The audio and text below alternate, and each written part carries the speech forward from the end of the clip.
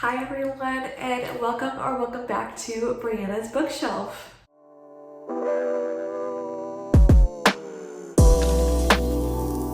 So today we're going to be doing my August wrap up, and to be honest, I really did not read that much in August compared to how much I normally read. And I'm going to say that the primary reason for that is because I'm currently doing the tandem read for Throne of Glass. So if you're not familiar with that series, basically one of the optional reading orders is to read Storm of Shadows and Tower of Dawn. They basically kind of alternate chapters, but it's not just one chapter of one and then one of the other. There's like specific chapters to read in order for both. So it is quite the process. And I have elected to do that for my first read through because I've heard it's a really great experience, and so far I am enjoying it. However, it has been super slow, so that's definitely caused the rest of my reading to suffer a little bit this month. However, I have taken some breaks from the tandem read in order to fit in some other books. So I do have 4 books today to talk about that I have finished in the month of August, and I still haven't finished my tandem read, so I will be hopefully discussing those at the end of September, but we'll see. They're going fairly slow at the moment. So going from my lowest rated to highest rated, I did rate my books fairly high this month, which is great. So my lowest rated book was actually at a 3.75 stars, so quite high of a rating. And that was Ruthless by Caroline Peckham and Susanne Valenti. And that is the second book in the Zodiac Academy series. So I read the first Zodiac Academy book, The Awakening, I believe is what that one is called, earlier this year, and had a really fun time with it. I'm pretty sure I ended up just giving it 3 stars, but it was a very quick and fun read. It's very addicting, which is what I've heard a lot of people say about this series. And the series we're essentially following 2 twin girls, Tori and Darcy Vega, and they live in the human world, but they find out that they are actually meant to be in the Fae world, and they are actually meant to be the heirs to the throne. So they get taken back to the Fae world and thrown into Zodiac Academy, which is the university for all of the Fae. And there are currently 4 boys who are set to be ruling together if the girls do not return. And these boys really want to rule the kingdom, so they are not happy at all when Tori and Darcy return. And so they bully these girls pretty ruthlessly. So this is like a super cutthroat world where the characters are quite mean to each other. There's like serious things happening. It's not just pranks, like stuff goes fairly far. But I'd say it's still pretty fun if you are okay with like the different triggers that happen in this book. So I'll just check that first. It's a little dark, but nothing too bad for me personally, but definitely check those trigger warnings. So in the second book, we are just continuing off from the first one, and I did enjoy it a little bit more. I'm still having fun with it. I think I'm going to continue the series. The books are just so quick and easy to read, and they're kind of just like popcorn books for me, even though they are so long. I don't have them physically, so I'm not sure exactly how long they are, but if I had to guess, I would say like 500 to 600 pages each. But they just go really quick because the writing is so easy to read and the story just really sucks you in. So if you're looking for just a fun, silly fantasy and that's nothing like too serious, I would definitely check out that series. I'm hoping to continue and to see if I end up enjoying it even more as the books go on. Then I read 2 4-star rated books in the month of August. The first one being Little Seed by Tchou. And this is actually a memoir. I am not really a big memoir reader in general or nonfiction reader, but I did see this book a few months ago at a local bookshop, and it was kind of like in the front where the booksellers put out their favorite books.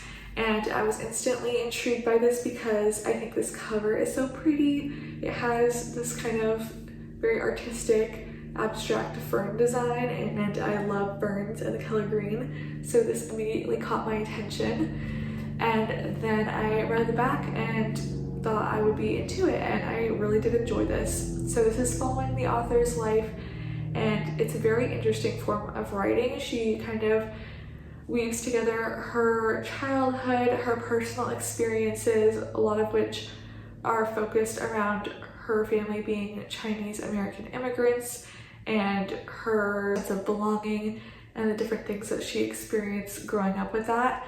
And then we also hear about different types of ferns because she herself is very fascinated with ferns. So we get like little snippets of her fern study in between her personal anecdotes. And then she does go on a trip to Mexico to study ferns. So it's kind of just her personal journeys interwoven with these different scientific facts about ferns, which is a super unique way to tell the story in my opinion. And I really enjoyed it. I thought her writing was great. It covered a lot of important topics and it was really enjoyable. So I would definitely recommend this. I don't think this has very many reads all on Goodreads, so definitely check this one out. My other 4-star rated book for the month of August was Such Lovely Skin. And I believe the author's name is Tatiana Schlote-Bonne.